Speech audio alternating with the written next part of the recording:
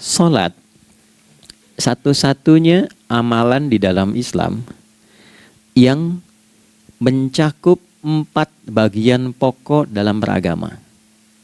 Jadi ketika seseorang menetapkan dirinya beragama dan ciri satu nilai agama itu bernilai benar, ya, dalam nanti kalau kita mau komparasikan atau kita riset, itu ciri pokoknya ada 4.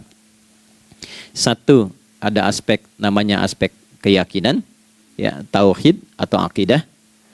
Nggak mungkin kan beragama kalau nggak yakin. Ya, karena itu pasal 29 ayat kedua itu mengandung nilai keyakinan. Negara menjamin kemerdekaan tiap-tiap penduduk untuk memeluk agamanya masing-masing dan beribadah menurut agama dan kepercayaannya itu. Ya, jadi nggak mungkin kita bisa menghasilkan nilai kepercayaan dan ibadah kalau tidak ada unsur keyakinan. Atau bahasa kitanya disebut dengan iman. Ya, iman itu nanti juga dipaku dalam setiap nilai kebangsaan di konteks Negara Kesatuan Republik Indonesia. Ini yang paling membahagiakan. Jadi mau jadi pegawai apapun itu syarat, ya, salah satu syarat yang melekatnya beriman dan bertakwa kepada Tuhan Yang Maha Esa, gitu kan? Ya, kemarin saya di BPK itu ada 11 bab Romawi, 40 pasal. Ya, di bab yang keempat pasal 13 tentang pemberhentian dan pengangkatan itu ada 11 poin.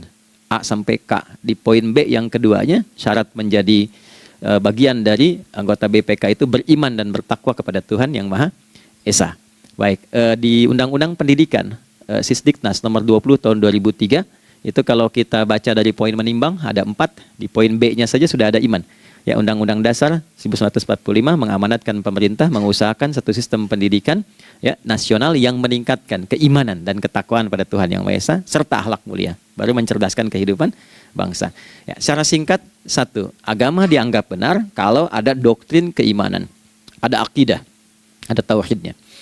Yang kedua, ada ibadahnya. Ya, sebagai pembuktian kita beriman, buktinya apa? Ya kan? Saya beriman kepada Tuhan, kita tetapkan, misalnya Allah. Apa pembuktian keberimanan kita kepada Allah? Ya, kan pembuktiannya itu mesti diwujudkan dalam bentuk sikap. Sikap itulah yang disebut dengan ibadah. Nah, konsepsi ini ada di Quran surah ke-20 Thaha di ayat ke-14. Innani anallahu la ilaha illa ana fa'budini. Ya, sungguh aku tegaskan bahwa akulah Allah, satu-satunya Tuhan yang layak dipertuhankan dan disembah. Ketika Anda mempertuhankan aku, fa'budni, maka buktikan kebertuhananmu kepadaku dengan menyembahku. Karena itu namanya Allah punya 2 arti. Satu yang dipertuhankan, kan? Ilahun wahid. Yang kedua yang disembah. Ya, jadi yang dipertuhankan dan disembah. Oke. 3. Yang ketiga harus punya unsur praktikal atau implementatif dalam interaksi kehidupan. Ya, jadi bukan cuma nyembah Tuhan, bimbingan kehidupannya apa? Implementasi dari ibadah itu. Ya, ciri umat beragama itu kan bukan hanya sekedar saya yakin, beriman, saya ibadah. Terus bukti ibadah itu dibawa dalam berinteraksi hariannya seperti apa wujudnya.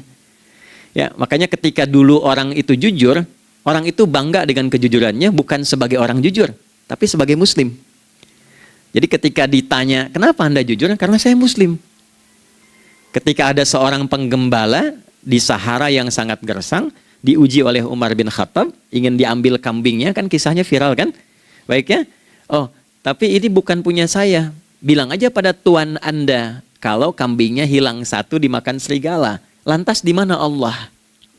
Jawaban itu yang menggetarkan kepada jiwa. Jadi kebenaran yang diungkap dengan sikap kejujuran itu implementasi nilai beragama.